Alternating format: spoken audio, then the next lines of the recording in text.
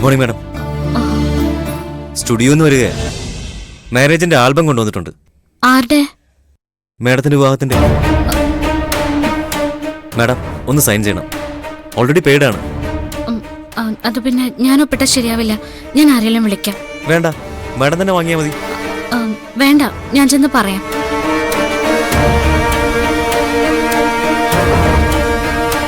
അത് കൊള്ളാം കേട്ടോ.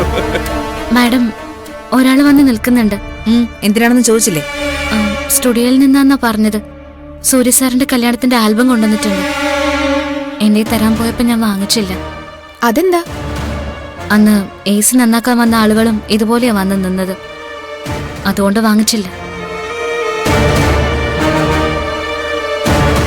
ചത്ത കുഞ്ഞിനെന്തിനാ ജാതകം? യവന്മാരെന്തിനാ ഇപ്പൊ കൊണ്ടുവന്നത്? നമുക്കിതങ്ങ് വാങ്ങിക്കാം ചേച്ചി.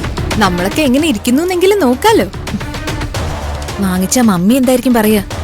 ആന്റിയെ ഭ്രാന്ത് പിടിപ്പിക്കാനായിട്ട് ഓരോന്ന് കൃത്യമായിട്ട് വരുന്നുണ്ട്. ഇതൊക്കെ ആരാണാവോ അറേഞ്ച് ചെയ്യുന്നത്? ചേച്ചി വന്നേ. മമ്മിയെ കാണിച്ചില്ലെങ്കിലും കുഴപ്പമില്ല, നമുക്കതങ്ങ് വാങ്ങിക്കാം. വാ. എരുതിയിൽ എണ്ണ ഒഴിക്കരുതെന്ന് പറയും. പക്ഷെ സ്റ്റുഡിയോക്കാരോട് അതാരും പറഞ്ഞിട്ടില്ല എന്ന് തോന്നുന്നു.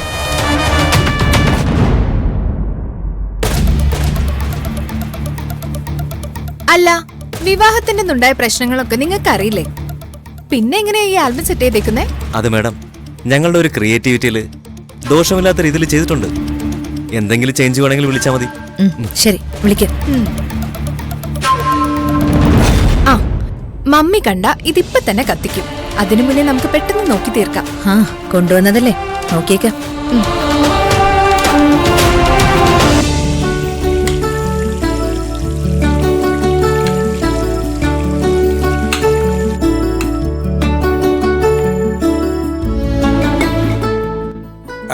മോളെ, ആൽബം കാണുന്നില്ലേ?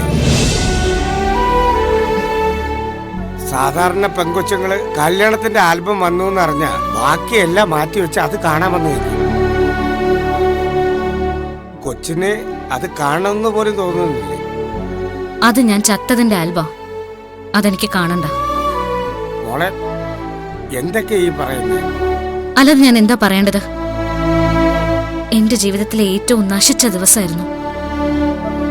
ഞാൻ പ്രാർത്ഥിക്കാറുള്ള ദൈവങ്ങള് എന്നെ ശപിച്ച ദിവസം. അതെത്ര നിറങ്ങളിൽ പൊതിഞ്ഞോണ്ട് വന്നാലും അതെന്റെ മരണം തന്നെയാ. മോളെ,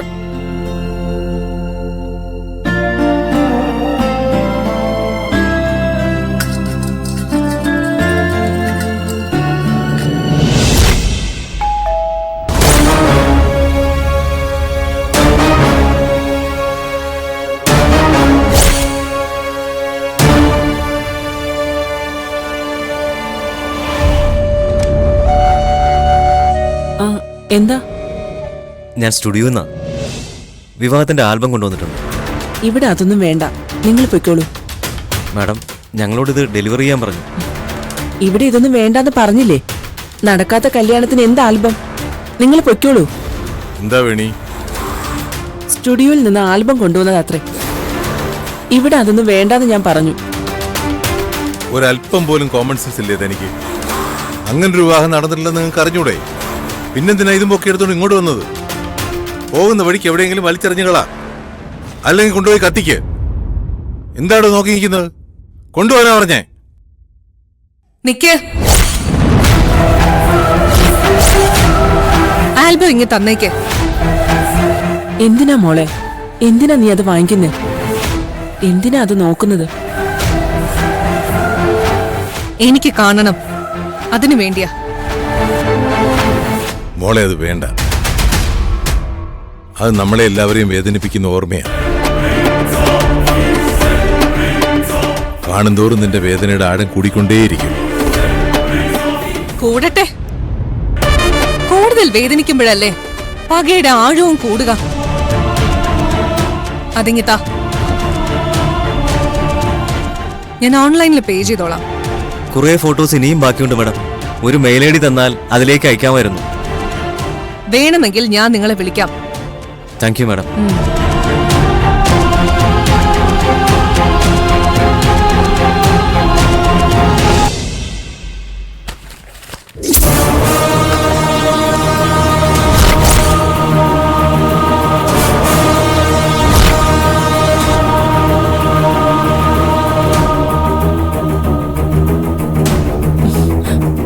കൊണ്ടുപോയി കളയുന്നുണ്ടോ നീ ഇതെവിടെങ്കിലും? ഇനി ഇത് നോക്കി എത്ര ദിവസം നീ ഊണ് ഉറക്കമില്ലാതെ ഇരിക്കും? അതിന് അമ്മയ്ക്ക് എന്താ? ഉണ്ണാതിരുന്നാലും ഉണ്ടാലും, ഇത് കാണാതിരുന്നാലും കണ്ടാലും ആ കാഴ്ച എന്റെ മുന്നിൽ തന്നെയുണ്ട്. ഒരൊറ്റ ദിവസം കൊണ്ട് ഇതെല്ലാം മായ്ച്ചു കളഞ്ഞ് എന്നെ നന്നാക്കി കളയാന്ന് വല്ല ചിന്തയുണ്ടോ അമ്മയ്ക്ക്? ഉണ്ടെങ്കിൽ അത് മാറ്റിവെച്ചേക്ക്. ഇത്രയ്ക്ക് ഒരു തീരുമാനമേ ഉള്ളൂ, ഒരൊറ്റ തീരുമാനം. അതിന് തടസ്സം നിൽക്കാൻ ഞാൻ ആരെയും അനുവദിക്കില്ല. ഇത് ഞാൻ സൂക്ഷിക്കും, എന്റെ കൈ എത്തുന്ന ദൂരത്ത്. എന്നിട്ട് ഒരു ദിവസം ഇതിലൊരു പേജ് ഞാൻ കൂട്ടിച്ചേർക്കും, എന്റെ ആഗ്രഹങ്ങൾ നടത്തിയതിന്റെ പേജ്.